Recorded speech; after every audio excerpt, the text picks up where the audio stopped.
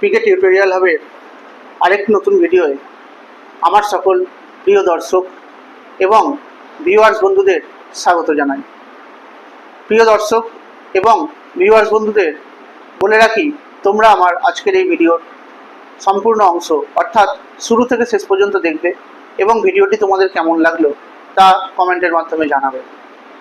তোমাদের পশ্চিমবঙ্গ উচ্চ প্রাথমিক পর্ষদের অন্তর্গত ষষ্ঠ শ্রেণীর বাংলা গল্প আশীর্বাদ নিয়ে আজ আলোচনা করব। এই আশীর্বাদ গল্পটি লিখেছেন বাংলা সাহিত্যের এক অন্যতম উল্লেখযোগ্য এবং স্বনামধন্য ও প্রসিদ্ধ দক্ষিণারঞ্জন মিত্র মজুমদার।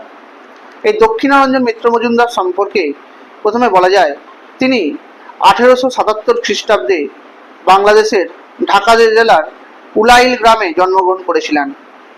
তার লেখা বিখ্যাত গ্রন্থগুলোর কথা বলতে গেলেই বলা যায়, শিশুদের ক্ষেত্রে এক উল্লেখযোগ্য গ্রন্থ ঠাকুমার ঝুলি, ঠাকুর দাদার ঝুলি, দাদামশাইয়ের থলে, উৎপল ও রবি, কিশোরদের মন, বাংলার সোনার ছেলে, চিরদিনের রূপকথা ইত্যাদি গ্রন্থসমূহ। তবে তার প্রথম প্রকাশিত কাব্যগ্রন্থের নাম ছিল উত্থান। আর তিনি এই সাহিত্য ক্ষেত্রে এক উল্লেখযোগ্য অবদানের জন্য 1357 বঙ্গাব্দে অর্থাৎ 1950 খ্রিস্টাব্দে বঙ্গীয় শিশু সাহিত্য পরিষদ থেকে ভুবনেশ্বরী পদক পুরস্কারে সম্মানিত হয়েছিলেন। এই মহান সাহিত্যিক 1363 বঙ্গাব্দের অর্থাৎ 1956 খ্রিস্টাব্দে কলকাতায় মারা গিয়েছিলেন।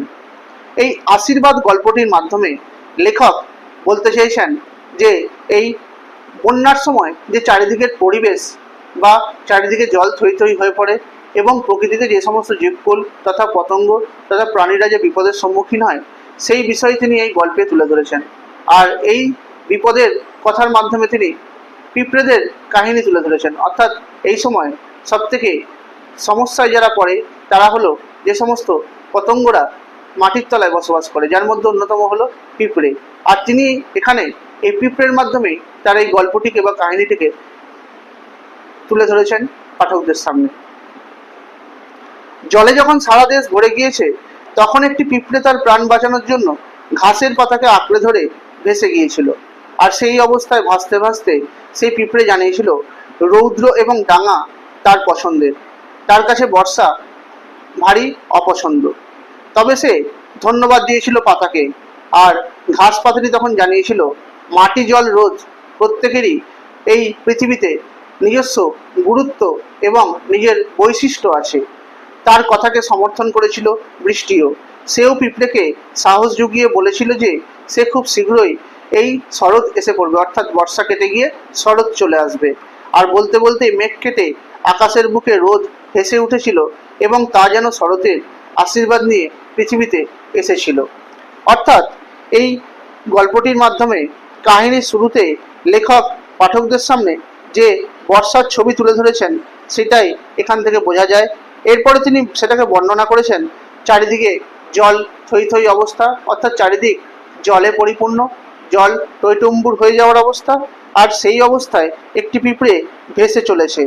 সে একটি পাতাকে আঁকড়ে ধরে ডুবতে ডুবতে চলেছিল। বৃষ্টি একটু কমে গেলে সে অর্থাৎ পিঁপড়েটি জীবন বাঁচাতে সমর্থ হয়েছিল। অবশ্য এই বৃষ্টিতে মুমূর্ষু হয়ে সে পিঁপড়েকে বলেছিল এই পৃথিবীতে জল স্থল বৃষ্টি রোদ প্রত্যেকেরই নিজস্ব ভূমিকা এবং গুরুত্ব রয়েছে। তাই মাটি না থাকলে যেমন জল বয়ে যেতে পারতো না, একই রকমভাবে বৃষ্টি না পড়লেও সবুজ পাতায় এই পৃথিবী চারিদিক ভরে উঠতো না। তাই মেঘের ফাঁক দিয়ে এই সময় এই কথোপকথন চলার মধ্য দিয়ে হঠাৎ করেই মেঘের ফাঁক দিয়ে সূর্যের আলো উকি দেয়। একটানা বর্ষার পর এই রোদের কিরণ যেন আশীর্বাদ হয়ে দেখা দিয়েছিল এই পৃথিবীর বুকে। আর তাই রচনায় লেখক এই দক্ষিণারঞ্জন মিত্র মজুমদার এই ভাবটিকেই তুলে ধরতে চেয়েছেন, অর্থাৎ এই যে সূর্য ওঠার মুহূর্তটাকেই তুলে ধরতে চেয়েছেন। আর তাই তিনি এই সূর্যের আলোটাকে সেই বর্ষণ মুখর পৃথিবীর কাছে এক আশীর্বাদ স্বরূপ ফুটিয়ে তুলেছেন। এই অধ্যায়ের ওপর ভিত্তি করে কয়েকটি গুরুত্বপূর্ণ শব্দার্থ আমি তোমাদের বলে দেব। যেমন এখানে একটা শব্দ আছে বান।